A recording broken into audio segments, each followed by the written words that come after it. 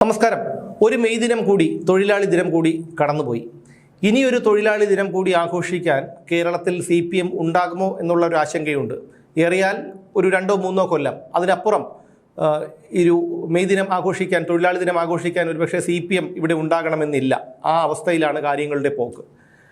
രാജ്യത്തെ മുഖ്യമന്ത്രിമാരുടെ ചരിത്രമെടുത്ത് പരിശോധിച്ചാൽ ഏറ്റവും കൂടുതൽ ഭാഗ്യവാനായ മുഖ്യമന്ത്രി പിണറായി വിജയനാണ്. അത് അദ്ദേഹം കഴിഞ്ഞ 10 വർഷങ്ങളായി തെളിയിച്ചിട്ടുള്ളതാണ്. 10 വർഷമാണ് അദ്ദേഹത്തിന് തുടർച്ചയായി ഭരിക്കാനുള്ള അവസരം കിട്ടിയത്. എന്ന് മാത്രമല്ല, സ്വന്തം മരുമകനെ മന്ത്രിയാക്കുകയും മുഖ്യമന്ത്രിയുടെ ഔദ്യോഗിക വസതിയുടെ അതേ വളപ്പിൽ ഉള്ള മന്ത്രിമന്ദിരത്തിൽ മകളെയും മരുമകനെയും അവരോധിക്കുകയും ചെയ്തു. നിരവധി വിദേശ രാജ്യങ്ങളിൽ ഭാര്യയും മകളും ചെറുമകനുമായി അദ്ദേഹം സഞ്ചരിച്ചു. ഹെലികോപ്റ്ററിൽ പോലും പറന്നു നടന്നു. അദ്ദേഹത്തിൻ്റെ ഒരു യാത്രയ്ക്ക് മാത്രം ഒരു ബസ് ശതകോടികൾ മുടക്കി പിണറായി വിജയൻ്റെ ഒരു യാത്രയ്ക്ക് മാത്രം, പിണറായി വിജയൻ്റെ നവകേരള യാത്രയ്ക്ക് മാത്രം 1,05,00,000 രൂപ മുടക്കിയാണ് ഒരു ബസ് പുതിയതായി വാങ്ങിയത്. എന്ന് മാത്രമല്ല, ബസ്സിൽ നിന്ന് താഴെ ഇറങ്ങാനുള്ള ലിഫ്റ്റും അകത്ത് കറങ്ങുന്ന കസേരയും ഒക്കെ സജ്ജീകരിച്ചിരുന്നു. അങ്ങനെ 10 വർഷത്തെ ഭരണം പിണറായി വിജയനും കുടുംബവും നന്നായി ആസ്വദിച്ചു. ഇതേക്കുറിച്ച് ദേശാഭിമാനിയുടെ മുൻ അസോസിയേറ്റ് എഡിറ്ററും ജനശക്തി വാരികയുടെ ചീഫ് എഡിറ്ററുമായ സഖാവ് G. ശക്തിധരൻ ഇങ്ങനെ സമൂഹമാധ്യമത്തിൽ കുറിക്കുന്നുണ്ട്. പിണറായി വിജയനെ ഇന്ന് നമിക്കുന്നു എന്ന തലക്കെട്ടിലാണ് അദ്ദേഹം കുറിപ്പ് എഴുതിയിരിക്കുന്നത്. ആ കുറിപ്പ് ഇങ്ങനെയാണ്: സ്വന്തം കൈവിലങ്ങല്ലാതെ നിങ്ങൾക്ക് മറ്റൊന്നും നഷ്ടപ്പെടാനില്ല, കിട്ടാനുള്ളതോ ഒരു ലോകം മുഴുവൻ. ഈ വിപ്ലവ സന്ദേശം ഇന്ത്യ ഉപഭൂഖണ്ഡത്തിലെ ജനങ്ങൾക്ക് പകർന്നു കൊടുക്കാൻ അവശേഷിക്കുന്ന ഏക ഭരണാധികാരിയായ പിണറായി വിജയനെ ഞാൻ നമിക്കുന്നു. ഈ ദിനത്തിൻ്റെ പ്രാധാന്യം കേരളത്തിലെ ജനങ്ങൾക്ക് മനസ്സിലായിട്ടുണ്ടോ എന്ന് സംശയമാണ്.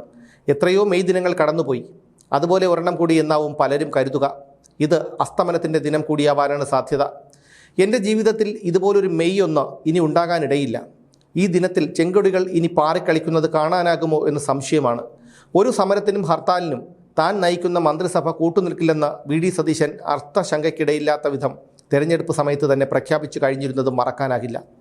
CPMൽ എന്തൊക്കെ കുറവുകളുണ്ടെങ്കിലും ഏതാനും ദിവസം കൂടിയേ ഈ പാർട്ടിയും ഭരണവും അവശേഷിക്കുള്ളൂ. എങ്കിലും ഈ മണ്ണിൽ ചെങ്കൊടിക്ക് ഒരു നാഥനുണ്ടല്ലോ.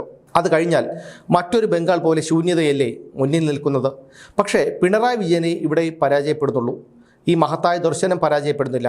അതുകൊണ്ടാണ് ഭൂമുഖത്ത് എവിടെയൊക്കെയോ ചെങ്കൊടി കയ്യിലേന്തി അവർ കെട്ടിപ്പടുത്ത പുതുയുഗത്തിൻ്റെ സൂര്യോദയം മങ്ങലേൽക്കാതെ നിൽക്കുന്നത്. ഫെലിസിയ ഹെമൻസ് എഴുതിയ പ്രശസ്തമായ ഇംഗ്ലീഷ് കവിതയിലെ ബാലനായ കാസാബിയൻ്റെ കഥ വായിച്ചിട്ടാകാം മന്ത്രി വീണ ജോർജ് സഹപ്രവർത്തകരെ കപ്പിത്താൻ്റെ കഥ പറഞ്ഞ് ആവേശം കൊള്ളിച്ചത്. ഈ കപ്പൽ മുങ്ങില്ല എന്നാണെന്ന് മന്ത്രി പറഞ്ഞത്. കപ്പലിൽ തീപിടുത്തമുണ്ടായപ്പോൾ അച്ഛൻ നിർദ്ദേശിക്കാതെ സ്ഥലം വിട്ടുപോകാൻ തയ്യാറാകാത്ത അച്ചടക്കവും ധീരതയുമുള്ള ഒരു ബാലനായിട്ടാണ് കാസാബിയനെ കവി ചിത്രീകരിക്കപ്പെട്ടിരിക്കുന്നത്. തീ പടർന്നിട്ടും പേടിക്കാതെ തൻ്റെ സ്ഥാനത്ത് കാസാബിയൻ ഉറച്ചു നിന്നു. എക്സിറ്റ് പോൾ റിസൾട്ട് വന്നപ്പോഴാണ് മന്ത്രിക്ക് അമളി മനസ്സിലായത്. കേരളത്തിൽ കപ്പനുമില്ല, കപ്പിത്താനുമില്ല. കപ്പലിന് തീപിടിച്ചു നശിച്ചു. ഇതുപോലൊരു ഉപമയിലൂടെയാണ് ശംഖുമുഖം കടപ്പുറത്ത് ബക്കറ്റിലെ തിരയെക്കുറിച്ച് കഥ പറഞ്ഞു കൊടുത്ത് പിണറായി വിജയനെ കുപ്പിയിലിറക്കിയത്. ശംഖുമുഖത്ത് നവകേരള യാത്രയുടെ സമാപന സമ്മേളനത്തിൽ പിണറായി വിജയൻ പറഞ്ഞത് സമുദ്രത്തിൻ്റെ മാർത്തട്ടിനോട് ചേർന്നു നിന്നാലേ തിരയാകൂ എന്നാണ്. അപ്പോഴാണ് തനിക്ക് ശക്തി വരുന്നത് എന്നാണ്. ഇപ്പോൾ വീണ ജോർജിൻ്റെ കപ്പലുമില്ല, പിണറായി വിജയൻ പറഞ്ഞ ബക്കറ്റിലെ തിരയുമില്ല. എല്ലാം ശുഭം. ഇങ്ങനെ പറഞ്ഞുകൊണ്ടാണ് ശക്തിധരൻ തൻ്റെ കുറിപ്പ് അവസാനിപ്പിച്ചിരിക്കുന്നത്. ഇപ്പോഴും യാഥാർത്ഥ്യം ഉൾക്കൊള്ളാൻ പലർക്കും കഴിഞ്ഞിട്ടില്ലെങ്കിൽ പോലും അവരുടെ ആ ന്യായവാദങ്ങളൊക്കെ തീർത്തും കൗതുകമുണ്ടാക്കുന്നതാണ്. എന്തായാലും തെരഞ്ഞെടുപ്പ് ഫലം വരാൻ ഇനി മണിക്കൂറുകൾ മാത്രം ശേഷിക്കുമ്പോൾ LDFൻ്റെ ഗതി എന്താകുമെന്നാണ് നമുക്ക് കണ്ടറിയേണ്ടത്. എന്ന് മാത്രമല്ല, പോക്ക് ഇത്തരത്തിലാണെങ്കിൽ കേരളത്തിൽ കമ്മ്യൂണിസം അസ്തമിക്കാൻ ഇനി വിരലിൽ എണ്ണാവുന്ന വർഷങ്ങൾ മാത്രമേ വേണ്ടി വരികയുള്ളൂ.